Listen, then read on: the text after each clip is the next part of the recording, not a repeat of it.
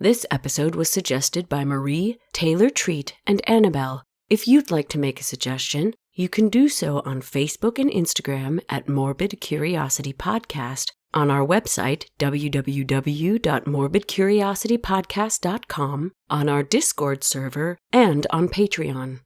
This episode contains graphic descriptions of executions, self-harm, imprisonment, and torture of both adults and children. If these topics are triggers for you, this might be a good episode to skip.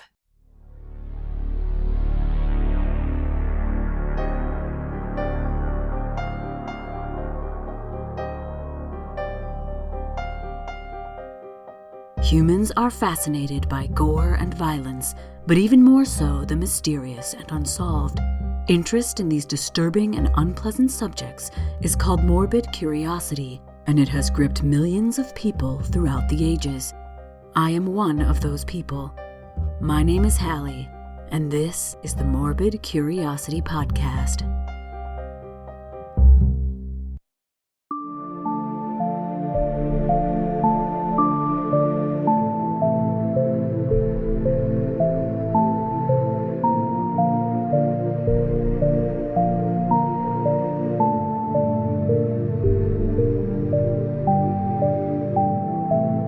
Last time, we discussed the Christian belief that witches are servants of the devil, the extreme belief of the Puritans that everyone is damned, the tense situation in Salem between strict and moderate Puritans that manifested as pro- and anti-Reverend Parris factions, the feud between the Putnam and Porter families that was closely tied to these factions, and the strange symptoms exhibited by the young women of Salem that resulted in a wave of witchcraft accusations and arrests.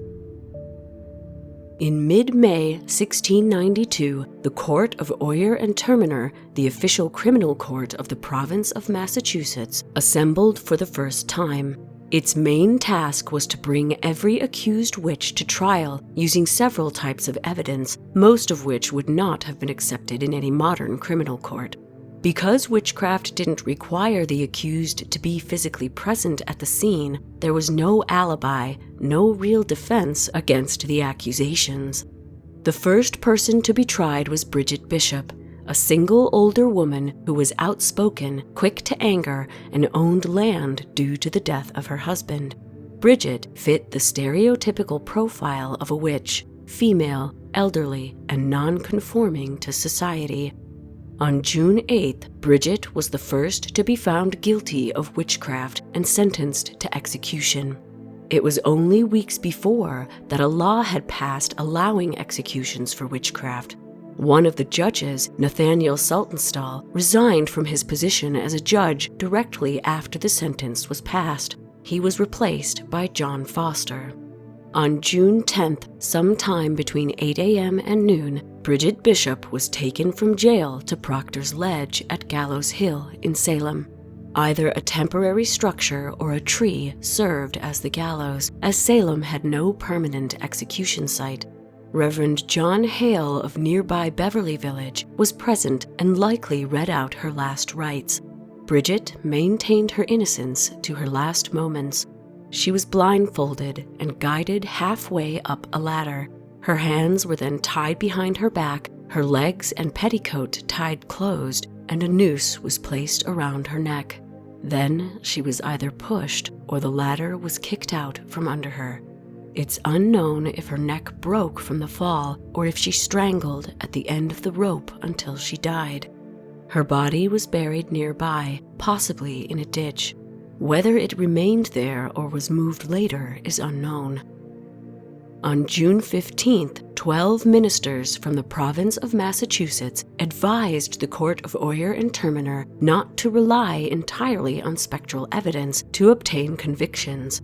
The court chose to ignore this advice, and spectral evidence became the primary evidence used for conviction going forward. The trial of Sarah Good occurred on June 28th at 9 a.m. She was so angry that everyone in attendance was frightened. Her young daughter was in prison with her. Her infant daughter, Mercy, had died after being born in jail, and her husband was testifying against her. One of the afflicted girls stated suddenly that Sarah had stabbed her in the chest with a knife and that the blade tip had broken. She then produced the tip of the blade. However, a boy in the courtroom came forward to say he had broken his knife in the girl's presence recently. When brought together with the boy's knife, the tip fit perfectly. Despite this, the boy was dismissed and the afflicted were allowed to continue their testimony.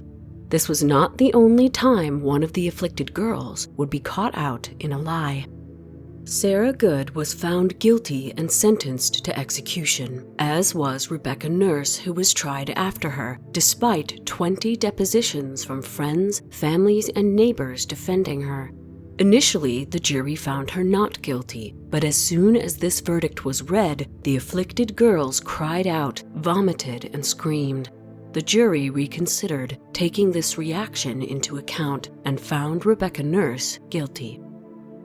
On June 30th, Elizabeth Howe was found guilty, despite 12 people testifying to her innocence. Sarah Wilds was also found guilty, mostly due to testimony from Deliverance Hobbs, another accused witch. Susanna Martin was also found guilty. In early July, Rebecca Nurse was excommunicated by her congregation. The next day, 39 neighbors petitioned on her behalf. Her family traveled to Boston to petition Governor Phipps for a reprieve. He granted one, but the afflicted were so tormented when they heard the news that the reprieve was quickly revoked. On the morning of July 19th, the High Sheriff of Essex County, George Corwin, transported the condemned through the streets of Salem by cart.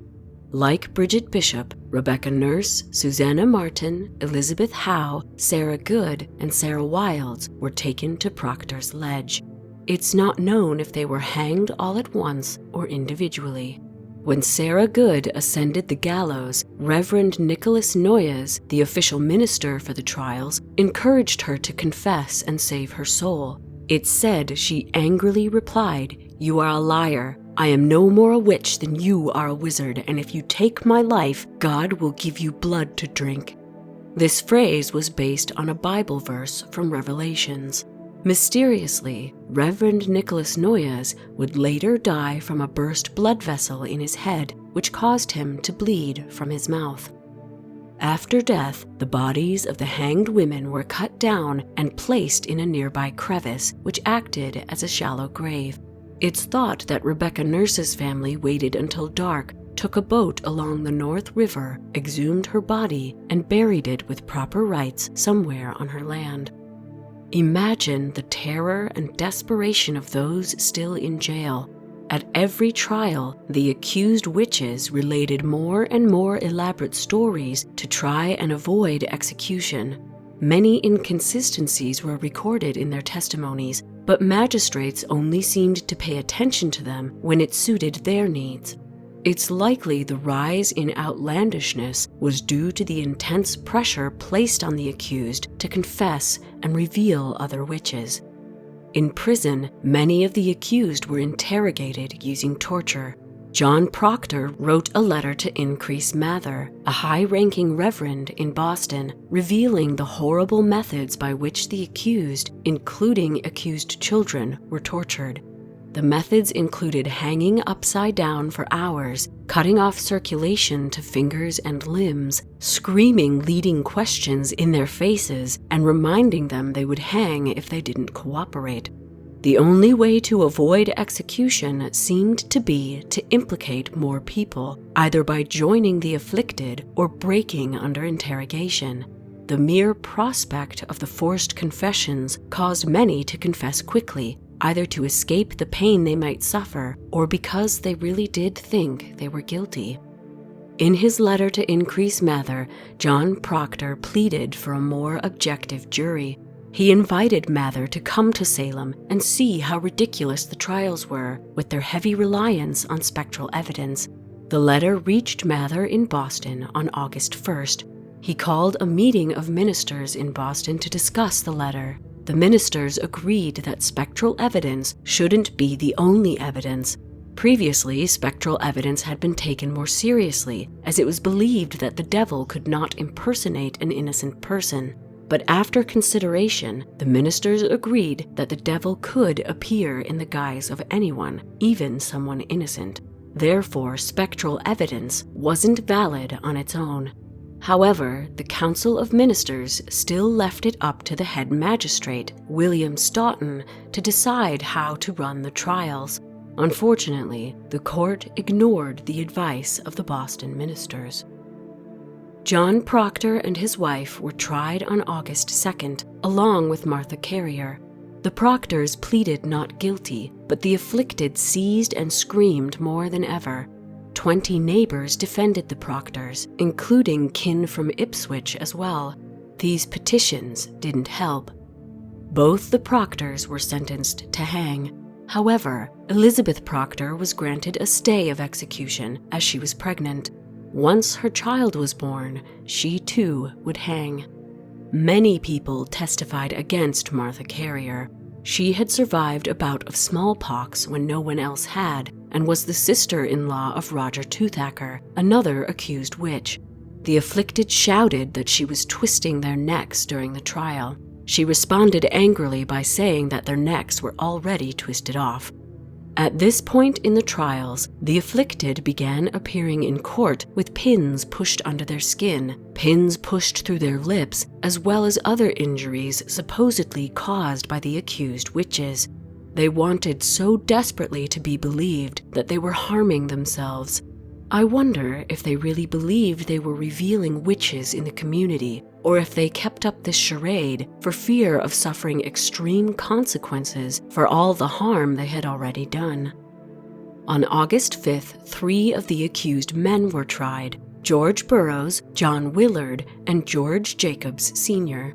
Reverend Burroughs' trial especially drew a huge crowd, including many reverends who had previously worked alongside him. He was accused of being the leader of a satanic plot to destroy Salem. 8 other accused witches had implicated him. He called them all false witnesses and was eventually found guilty. The afflicted were even more tormented than usual during his trial, revealing bite marks on their arms and hands. Burroughs replied that the devil was tormenting them, not him.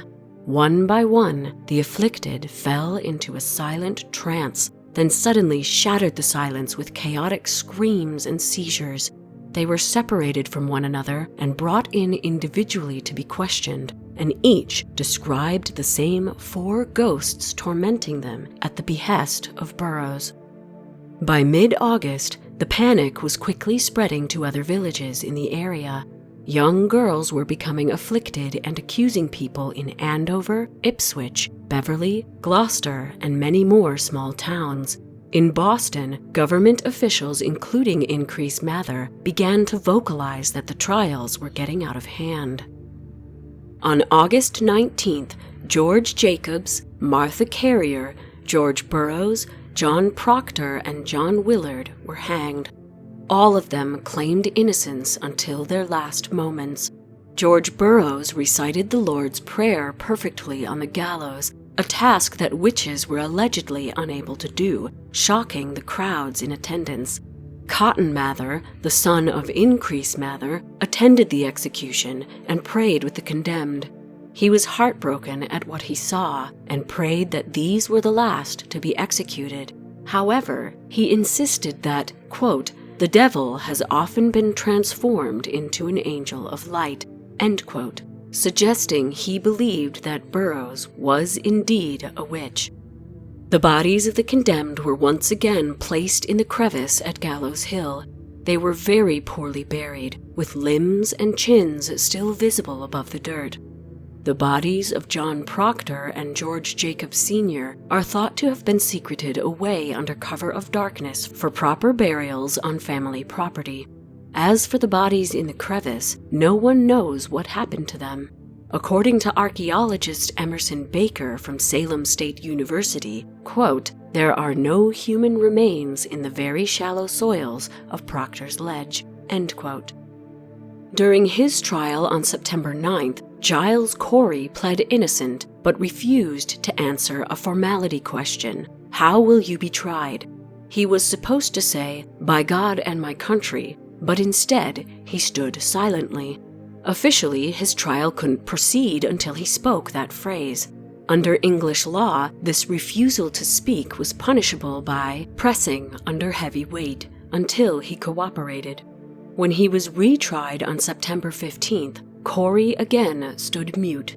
On the same day, several children of accused witches were implicated. Justice Dudley Bradstreet, a magistrate of Andover, refused to issue the arrest warrants, and the afflicted accused him and his wife of murder.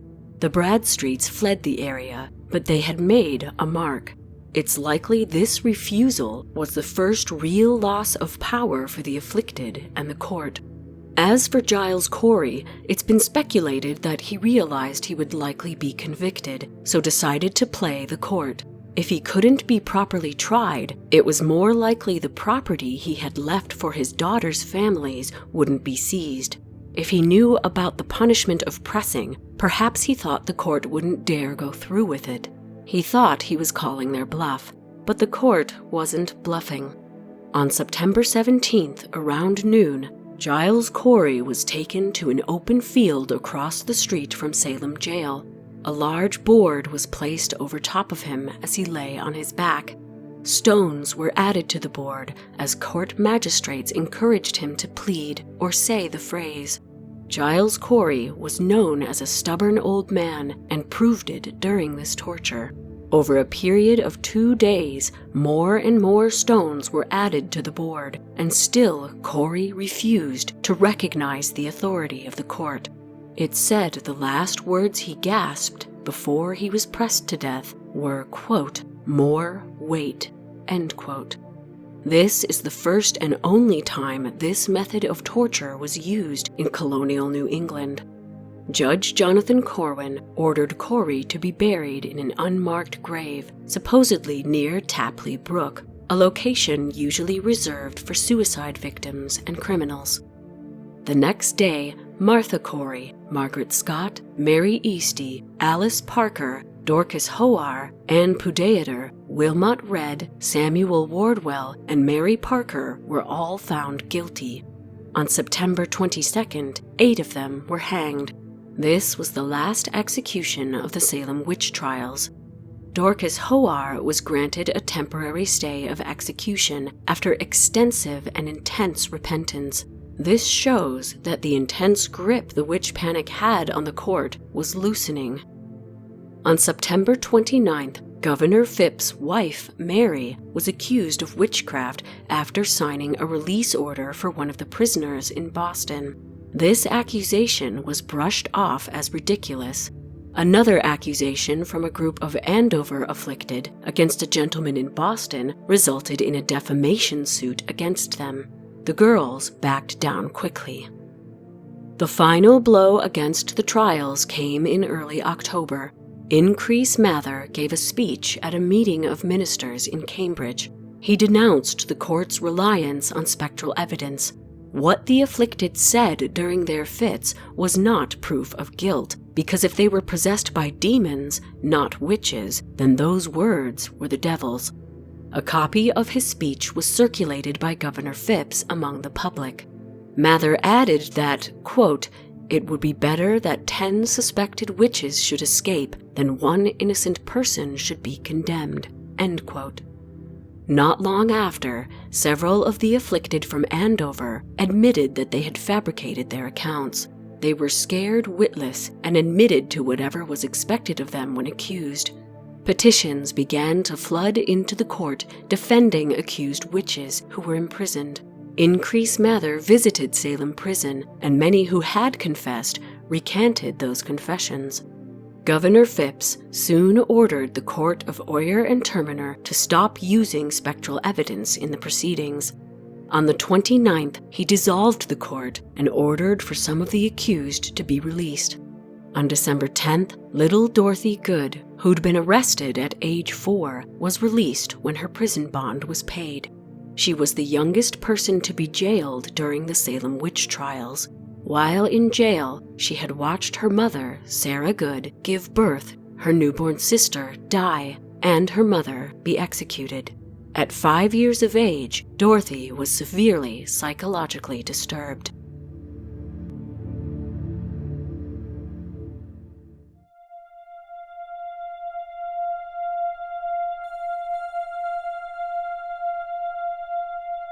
On December 14th, a law was passed that maintained that, while witchcraft was a felony punishable by death, minor acts of magic, such as attempting to find love, tell the future, or unsuccessfully trying to harm another person by magical means, warranted lesser penalties.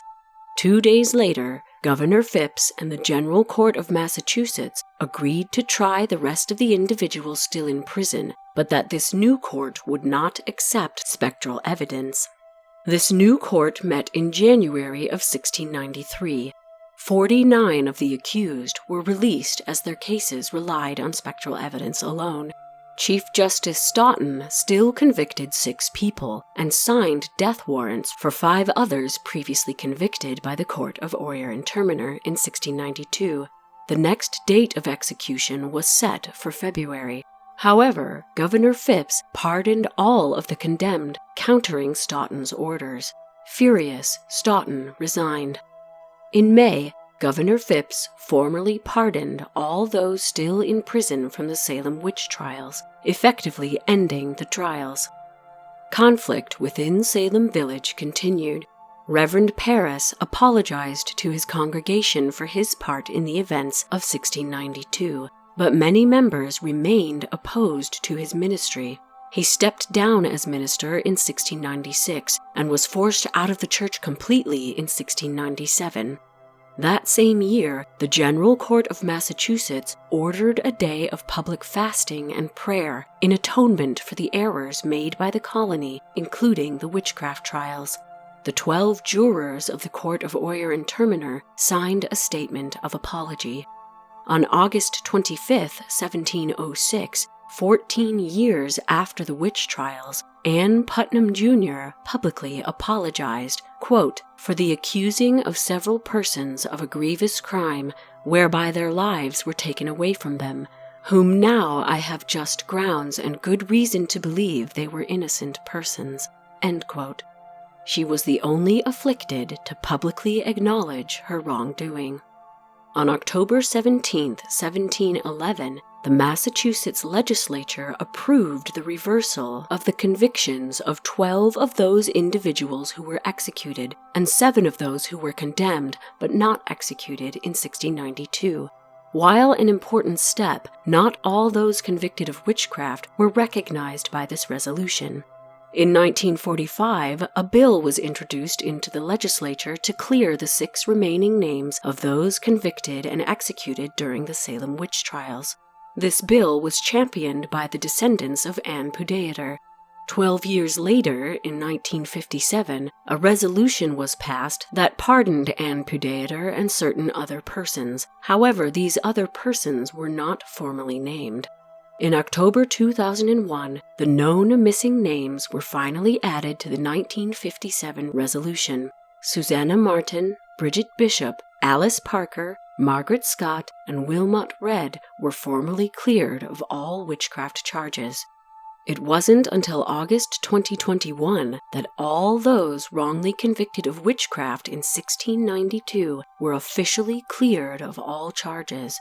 Most had been cleared in 1945 and 2001, but one remaining person was discovered and cleared thanks to the work of historian Richard Height and an 8th grade class from North Andover, Massachusetts. 20 communities were involved in the Salem witch trials. 70 people were considered afflicted. 162 people were brought in for questioning. 52 were tried, and around 210 defended accused witches. 30 people were condemned, 19 were executed, 5 died in prison, and 1 was killed during torture. 2 dogs were also killed in connection with the trials. And for what? Why did this happen? Basic human emotion was at the core of this incident. Greed, envy, fear, shame, rage, paranoia, blind righteousness, hope, desperation, and the need for control. These emotions, plus the inclusion of deeply held religious beliefs into the legal system. Salem's events are a vivid cautionary tale about the dangers of isolation, religious extremism, false accusations, and lapses in due process. The tension in town was central to who was accused. The factions, disputes, and vendettas are covered in detail by historian Carol Carlson in her book, The Devil in the Shape of a Woman. Her hypothesis is that the Salem witch panic outbreak was due to these socioeconomic factors. Salem was a powder keg and would have exploded no matter what. Why witchcraft became the flood through which all that tension was channeled has to do with the plight of the afflicted. Carlson points out that the possessed accusers were usually subordinate members of society, such as servants, women, and orphans. Totally dependent on the will of others, their discontent and anxiety would have been extreme. Puritan society had no place for complaints or assertiveness from women and subordinates, but it did have a place for bewitchment. Therefore, their anxiety was expressed as a belief that they were either witches or possessed by witches. The tiny tensions and squabbles were filtered through this lens, creating paranoia, fear, and mass delusion. Carlson also suggests that the afflicted used their dramatic possession performances to, quote, focus the community's concern on their difficulties, end quote, be it consciously or subconsciously. This was one of the only situations in which the afflicted girls had ever been shown respect by the community. Carlson thinks this was their way of dealing with the oppression they felt within Puritan society. Paul Boyer and Stephen Nissenbaum also interpret the trials in socioeconomic and political terms in their book Salem Possessed. They argue that many members of the more rural and agricultural Salem village, the Putnam family and their allies, felt threatened by those with economic and political connections to Salem town, the Porter family and their allies, which was quickly becoming the center of emerging capitalism in the area. Salem Village had been attempting to gain independence from Salem town by establishing its own church. Salem villagers with ties to the town were therefore seen as a threat to this move for independence. This may be why the majority of the afflicted accusers were from the village, and the majority of the accused had closer ties with Salem town. Related to this is the theory that the more traditional rural Puritan villagers were noticing that the Puritan influence in the area was dwindling.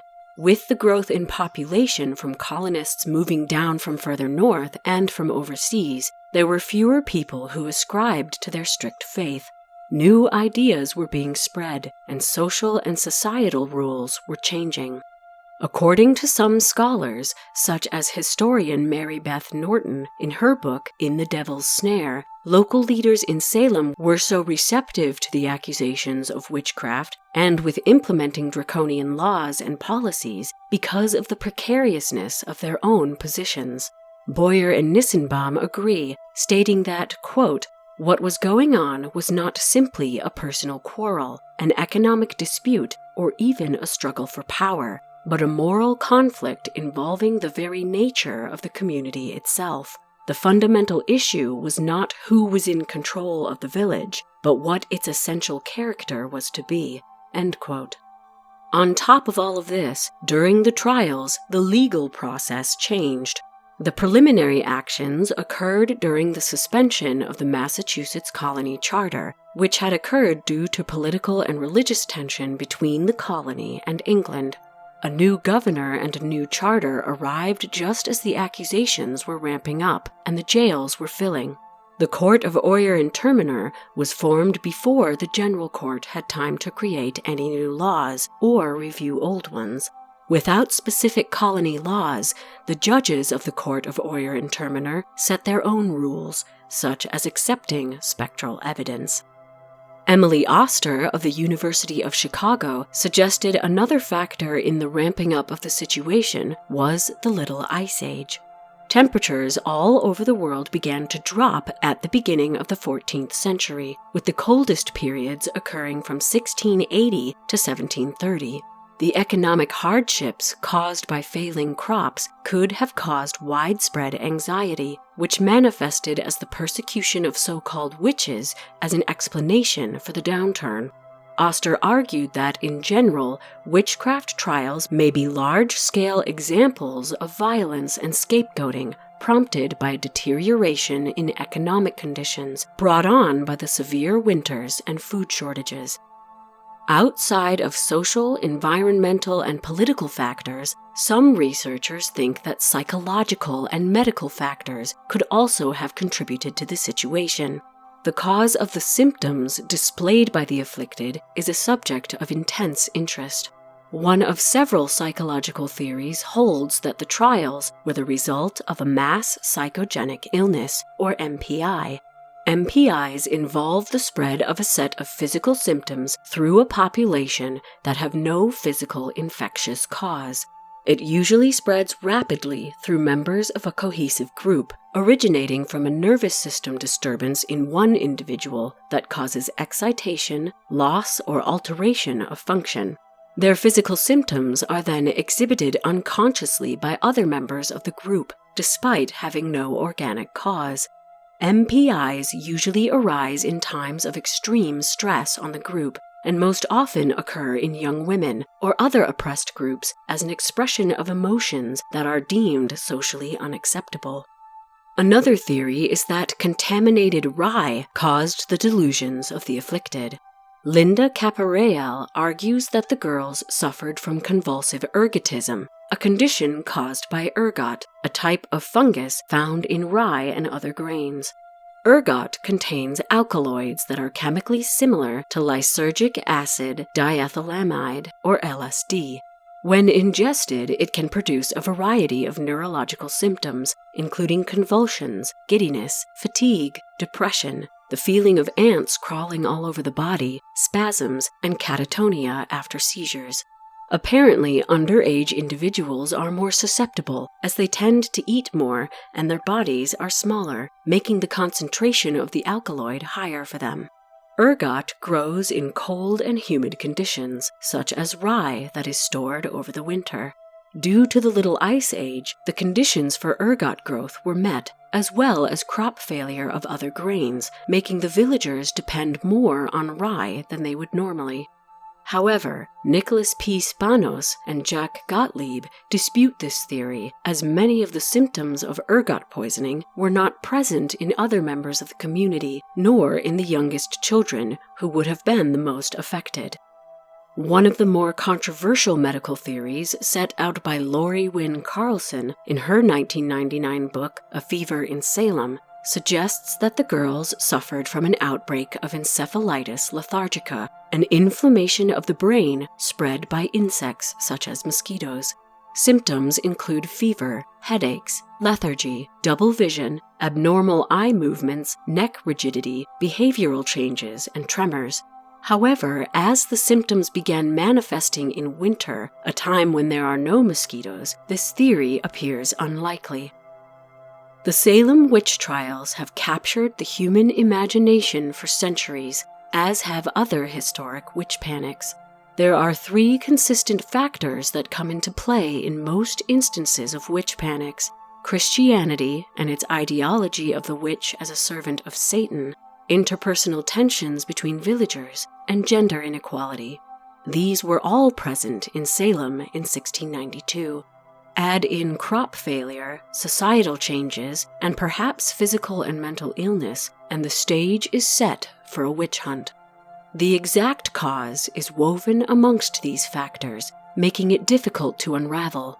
The strangeness, violence, and lingering mystery is why the Salem witch trials ignite our morbid curiosity.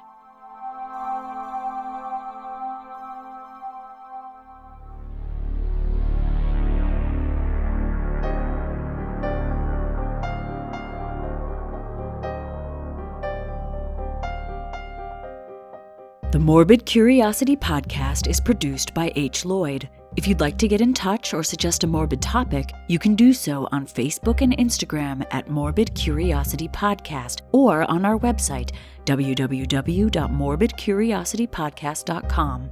If you like the podcast, please share it with your friends and give us a rating on whatever podcast app you use. This helps the MCP reach new listeners and expand this wonderfully creepy community. Thank you to everyone who has already done so. Claire has my eternal gratitude for becoming a patron. Thank you. And hello to all the new free members of the Patreon community. It's nice to see you, and I hope you'll consider upgrading to the lowest tier, $2 a month. Because of you, the listeners, our creepy community is growing strong. The MCP has joined the Straight Up Strange podcast network, which hosts true crime, paranormal, history, science, folklore, and other enigmatic podcasts. Nothing is off limits when you enter the world of Straight Up Strange. The MCP is also part of the Belfry Podcast Network, a haven for goth culture featuring podcasts, blogs, and videos, all catering to the darker side of life. If you'd like to support the MCP but would rather not become a patron, you can give one-time donations on our website and our Ko-fi page. Also on our website are links to all our social media, a full list of episodes, links to our merch, and our mailing list. We also have an Amazon wish list at bit.ly/morbidwishlist. That's bit.ly/morbidwishlist. Any purchases from this list are greatly appreciated. We are eternally grateful for your support. My name is Hallie, and until next time, thanks for listening.